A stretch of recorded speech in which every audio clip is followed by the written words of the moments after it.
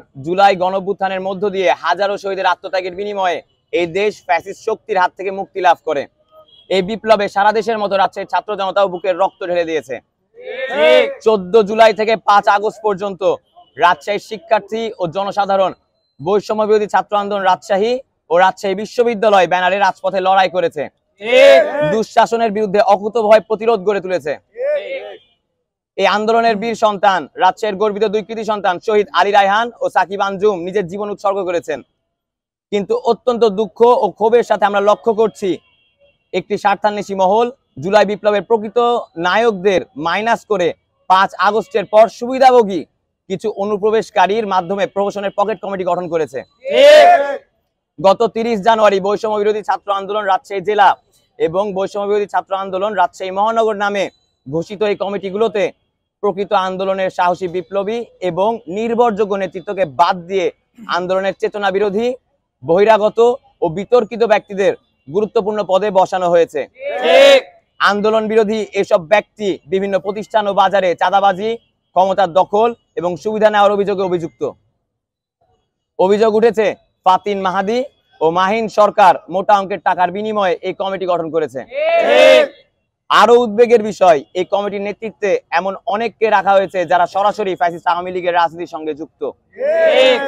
এমনকি আওয়ামী লীগের শরিক দল জাসদের ছাত্র সংগঠনের মূল নেতৃত্ব এই কমিটির গুরুত্বপূর্ণ পদে বসানো হয়েছে।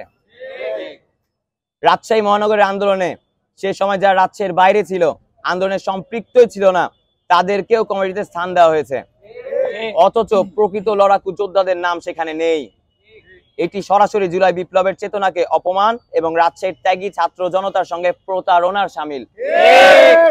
250-টিরও বেশি ডিজাইন অপশন নিয়ে ওয়ালটন স্মার্ট ফ্রিজ, বোঝে আপনার প্রয়োজন।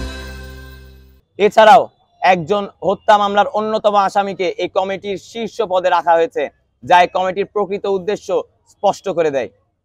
এরা আন্দোলনের চেতনা বিকৃত করে ব্যক্তি ও গোষ্ঠীগত স্বার্থসিদ্ধির ষড়যন্ত্রে লিপ্ত। বিশ্ববিদ্যালয়ের একজন সহ সমন্বয়ক সালাউদ্দিন আম্মার ও তার সহযোগী কিছু ভুয়া সমন্বয়কের নেতৃত্বে প্রকাশিত এই কমিটির ঘোষণার সাথে তাদের প্রত্যক্ষ যোগসাজশ রয়েছে, যা আমাদের ক্ষোভ ও হতাশা আরো গভীর করছে। আমরা রাজশাহীর ছাত্র সমাজ এই অবৈধ পকেট কমিটি বাতিলের দাবি জানাচ্ছি এবং 24 ঘন্টার মধ্যে এটি বাতিল করার জন্য কেন্দ্রীয় সমন্বয়ক নাহিদ ইসলাম, আসিফ মাহমুদ এবং হাসনাত আব্দুল্লাহ ভাইয়ের হস্তক্ষেপ কামনা করছি।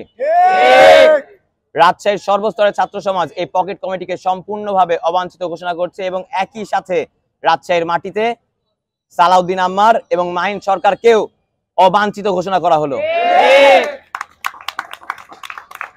এই আন্দোলন হাজারো শহীদের আত্মদানের ফসল, কোনো ব্যক্তি বা গোষ্ঠীর ব্যক্তি স্বার্থ চরিতার্থ করার প্ল্যাটফর্ম নয়।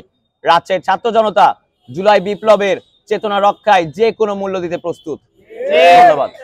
আমরা বৈষম্য বিরোধী ছাত্র আন্দোলনের যে বিগত কমিটি, রাজশাহীর যে কমিটি, সেই কমিটির সাথে যুক্ত ছিলাম, সেটা হচ্ছে প্রকৃত অর্থে আমরা যুক্ত আছি। গত 3রা আগস্ট এই কমিটি অনুমোদিত হয় এবং বৈষম্য বিরোধী ছাত্র আন্দোলন রাজশাহী যে কমিটি, এই কমিটির মাধ্যমে আমরা আন্দোলন করেছি।